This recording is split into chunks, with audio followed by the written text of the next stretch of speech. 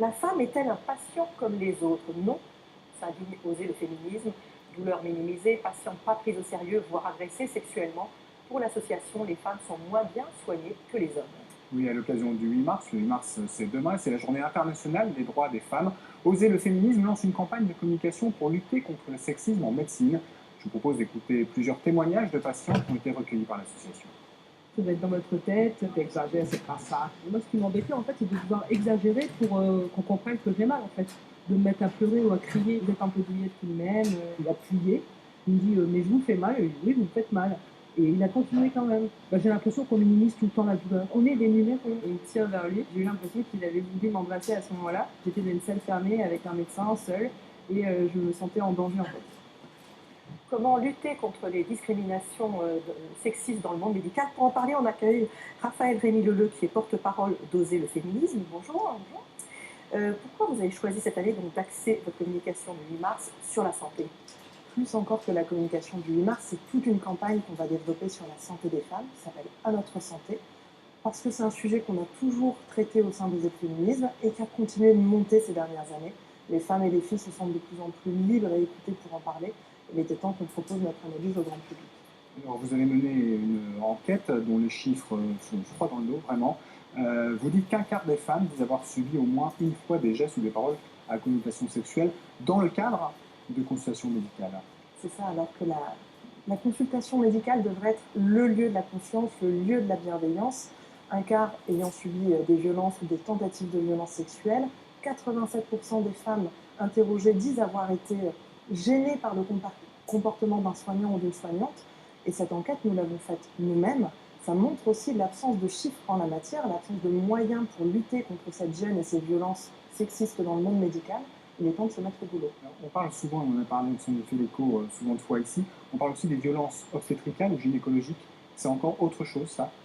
Non, c'est quelque chose qui est tout à fait en lien.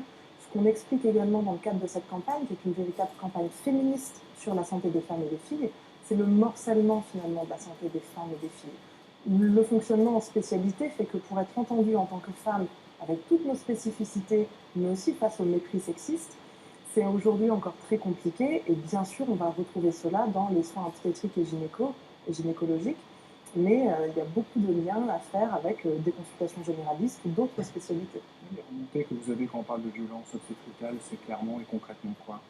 Qu'est-ce qui se passe? C'est de la mise en culpabilité, c'est de la honte, c'est par exemple des soignants qui font preuve de grossophobie, de lesbophobie, c'est-à-dire qu'ils vont juger, critiquer la sexualité des femmes, en particulier des lesbiennes, mais ce sont aussi des actes dits médicaux faits sans consentement, y compris des pénétrations, que ce soit avec objet ou avec les mains. Et donc finalement, ce sont aussi des viols. Donc il faut pouvoir dire très clairement ce dont il s'agit, que ce n'est pas de la faute des femmes, qu'elles sont en droit d'avoir un suivi médical bienveillant et non violent, et qu'elles sont également en droit de parler et de porter plainte. Alors, vous dénoncez le manque d'écoute des médecins à l'égard des femmes, ce qui est déjà scandaleux, mais en plus, ça a des conséquences sur leur santé. Oui, avant tout, le renoncement aux soins. On sait en général que les femmes renoncent plus souvent aux soins que les hommes. Et il y a plusieurs mécanismes qui conduisent à cela. Ce qu'on a pu entendre dans la vidéo, déjà, la première pierre, c'est le mépris de la douleur des femmes. Voilà, tout ce corpus d'idées, tous ces clichés autour des femmes qui seraient douillettes, autour de la douleur des règles, par exemple. On n'en parle pas demain, effectivement, que l'endométriose, ça met tellement de temps à apparaître. Bien sûr, l'endométriose, et aujourd'hui encore, le délai de diagnostic moyen d'une endométriose, c'est 7 ans. Combien de règles douloureuses, combien de mois de souffrance où les femmes ne sont pas écoutées, ne sont pas crues. Donc il y a cette question de la douleur, mais aussi la peur d'être jugée, la peur d'être confrontée à un personnel violent, ou encore les traumatismes liés à cette violence. Et c'est cela qu'il faut endiguer pour permettre aux femmes d'être au moins aussi bien soignées que les hommes. Et puis vous mettez aussi, et c'est pas inintéressant, le doigt sur la recherche médicale, qu'effectivement, finalement, il y a quand même une spécificité des femmes, et que dans la recherche médicale, cette spécificité n'est pas très exploitée. C'est là qu'on apporte une analyse, une expertise d'Oser le féminisme qui est très importante. C'est un pan entier de notre action, de notre militantisme, de notre réflexion qui est porté sur l'absence de considération des femmes, cette idée de l'universel masculin. On le montre dans la langue, on le montre dans les autres sciences. Et dans la santé, typiquement, ça va être le test des médicaments uniquement sur les hommes, au prétexte que les cycles hormonaux des femmes chambouleraient les tests. Sauf que les patientes qui prennent ces médicaments ont des cycles hormonaux chaque mois.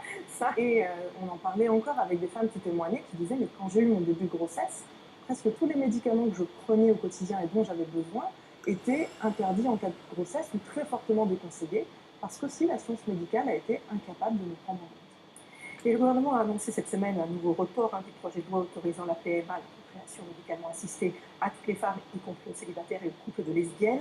Le texte est repoussé pour l'instant à 2020. Pour vous, c'est une urgence?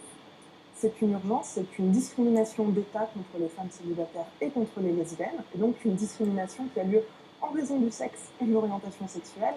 Et finalement, après, ça fait au moins 6 ans, 7 ans que la PMA est une promesse faite aux femmes. On en est au-delà du report. Là, on est vraiment dans la moquerie, dans le mépris. Quel est le gouvernement qui va enfin tenir cet engagement, pas uniquement parce qu'il est nécessaire de respecter la parole donnée, mais aussi parce que c'est une discrimination contre toutes ces femmes. Et on voit à quel point on est encore et toujours la variable d'ajustement de la politique publique comme de l'intérêt politicien. Merci beaucoup d'être venu. Merci à vous. Et si vous voulez en savoir plus sur cette campagne d'Oser Féminisme, vous allez dès demain sur le site à notre santé, e.olf.site. Merci beaucoup.